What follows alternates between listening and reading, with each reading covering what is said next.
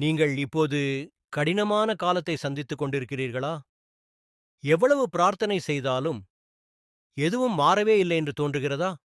கடவுளே, நீங்க இருக்கீங்களா என்று கேட்கும் நிலைக்கு வந்துவிட்டீர்களா? கவலைப்படாதீர்கள்.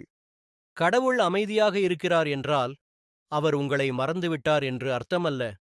கடவுள் அமைதியாக இருக்கிறார் என்றால் அவர் உங்களை மறந்துவிட்டார் என்று அர்த்தமல்ல.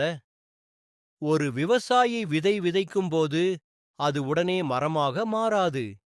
அது மண்ணுக்குள் புதைக்கப்படும். இருள் சூழ்ந்த இடத்தில் இருக்கும். ஆனால் அந்த இருளுக்குள்தான் அது வேர்களை வளர்க்கிறது. சில நேரங்களில் கடவுள் உங்கள் பிரச்சனையை உடனே தீர்க்க மாட்டார். ஏன் தெரியுமா?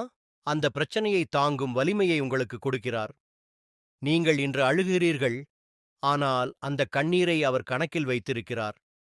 உங்கள் வலி வீணாக போகாது. ஒரு நாள் நீங்கள் அந்த இடத்தில் நின்று கொண்டு, அந்த கஷ்டம் இல்லையெனில் நான் இன்று இங்கே இருக்க மாட்டேன் என்று சொல்லப் போகிறீர்கள். நினைவில் வைங்க, கடவுள் தாமதிப்பார், ஆனால் ஒருபோதும் தவறமாட்டார். உங்கள் நேரம் வருது. அது திடீரென்று வரும். அதுவரை நம்பிக்கையை விடாதீர்கள். பிரார்த்தனையை நிறுத்தாதீர்கள். உங்களை நீங்களே கைவிடாதீர்கள். ஏனெனில் கடவுள் அமைதியாக இருக்கிறார், ஆனால் வேலை செய்து கொண்டிருக்கிறார். உங்கள் வாழ்க்கையில் அற்புதம் வருது. நம்பிக்கை இருந்தால் நான் காத்திருக்கிறேன் என்று கமெண்ட் பண்ணுங்கள்.